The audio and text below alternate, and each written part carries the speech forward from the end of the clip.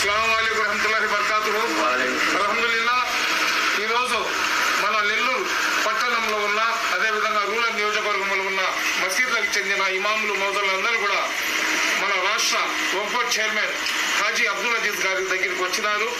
అదేవిధంగా హాజీ అబ్దుల్ అజీజ్ గారి దగ్గరికి మన ఇంతియాజ్ గారు, తాలేషా గారు, వీళ్ళందరూ కూడా మన నౌషాద్ గారు, వీళ్ళందరూ కూడా ఇమాములను మౌజులను తీసుకొని వచ్చి వాళ్ళు ఎదుర్కొంటున్న సమస్యల మీద మన రాష్ట్ర వక్ఫ్ బోర్డ్ చైర్మన్ గౌరవనీయులైన హాజీ అబ్దుల్ అజీజ్ గారికి వివరించడం జరిగింది.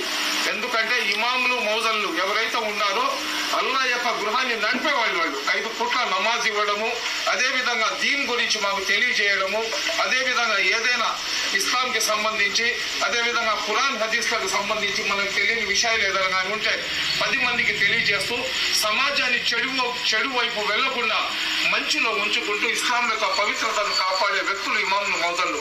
అటువంటి ఇమాముల మౌజులకు 14 నెలలు 15 నెలల నుంచి జీతాలు రాలేదంట.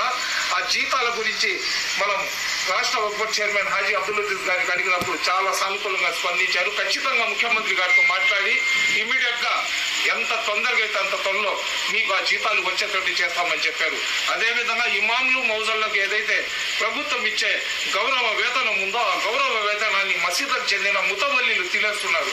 అటువంటి వేతనాలు ముతవల్లీల చేతిలో వెళ్లకుండా నేరుగా ఇమాముల మౌజుల అకౌంట్లోనే వచ్చేటట్లు కూడా కమిటీలో తీర్మానం చేస్తానన్నారు. ఎవరైనా సరే, ఏ ముతవల్లి అయినా సరే ఇమాముల మౌజుల నోరు కొట్టి వాళ్ళ జీతాలను తినే ప్రయత్నం కానీ చేస్తే అటువంటి వ్యక్తుల మీద చట్టరీత్యా చర్యలు తీసుకొని అవసరమైతే వాళ్ళ మీద పోలీస్ కేసుకి పెట్టి లోపల వేసేటట్లు ఒక జీవోని కూడా తీసుకొస్తామని తెలియజేసినందుకు మేమందరం కూడా అల్లా సుబ్హానహు వ తఆలా దగ్గర దువా చేస్తున్నాం. అల్లా సుబ్హానహు వ తఆలా హాజీ అబ్దుల్ అజీజ్ గారికి ఆయుష్ ఆరోగ్యం ప్రసాదించాలని, అదేవిధంగా రాష్ట్ర ముఖ్యమంత్రి మన ముస్లింలకు ప్రతి విషయంలో కూడా అండగా ఉంటున్నారు కాబట్టి అటువంటి ముఖ్యమంత్రి గారికి, అదేవిధంగా లోకేష్ బాబు గారికి, మేమందరం మంత్రి నారాయణ గారికి, శ్రీధర్ రెడ్డి గారికి అందరూ కూడా కృతజ్ఞతలు ధన్యవాదాలు తెలియజేసుకుంటున్నాం.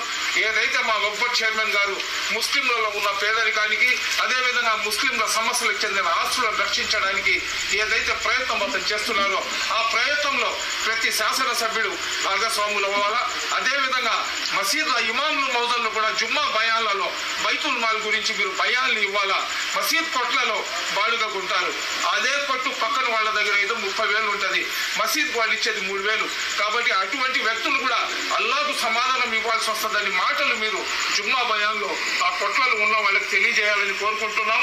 అదేవిధంగా మనకు మేలు చేస్తున్న మన చంద్రబాబు నాయుడు గారు, అదేవిధంగా లోకేష్ బాబు గారు కూడా ఆ అల్లా యొక్క చెల్లని ఆశీస్సులు దివ్యలు వాళ్ళ మీద ఉండాలని, అదేవిధంగా వక్ఫ్ బోర్డ్ మినిస్టర్ ఎవరైతే ఉన్నారో ఎల్ఎండి ఫారూక్ గారు మన హాజీ అబ్దుల్ అజీజ్ గారికి చాలా సన్నిహితంగా ఉంటారు కాబట్టి హాజీ అబ్దుల్ అజీజ్ గారు చేసే ప్రతి మంచి పనిలో కూడా అతని సహకారం అందియాలని కోరుకుంటున్నా. అస్సలాము అలైకుం.